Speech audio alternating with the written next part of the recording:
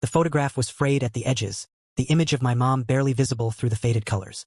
I carried it with me ever since she died 3 years ago. But lately, something had changed. I started hearing her voice, soft and distant, calling me in the middle of the night. "Liam," it whispered. "Come find me." Tonight, I finally decided to follow it. The forest behind our house was darker than I expected, the towering trees blotting out even the faintest sliver of moonlight. The air was heavy, damp, and cold, pressing against my skin like a shroud. I kept her photo clutched in my hand, its corners digging into my palm. "Mom!" I called out, my voice trembling as I stepped into the shadows. Her voice came again, faint and melodic, deeper. The fog was everywhere, curling around my legs and swirling in strange patterns. As I moved further into the woods, the path disappeared beneath a tangle of roots and stones. Shadows danced in the fog, shapes I couldn't quite make out. My heart raced, but the thought of her kept me moving forward. The trees began to change.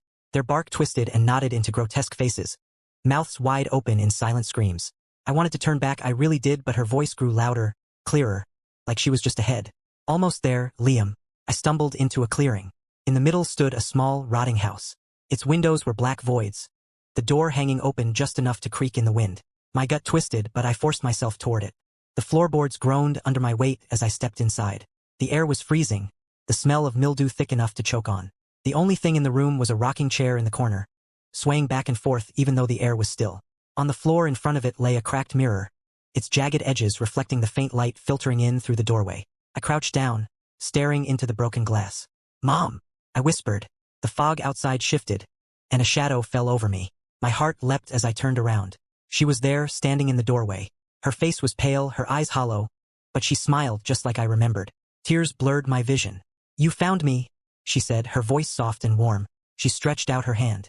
I hesitated. Something about her didn't feel right, but the ache of missing her was too strong. Slowly, I reached out, my fingers brushing hers.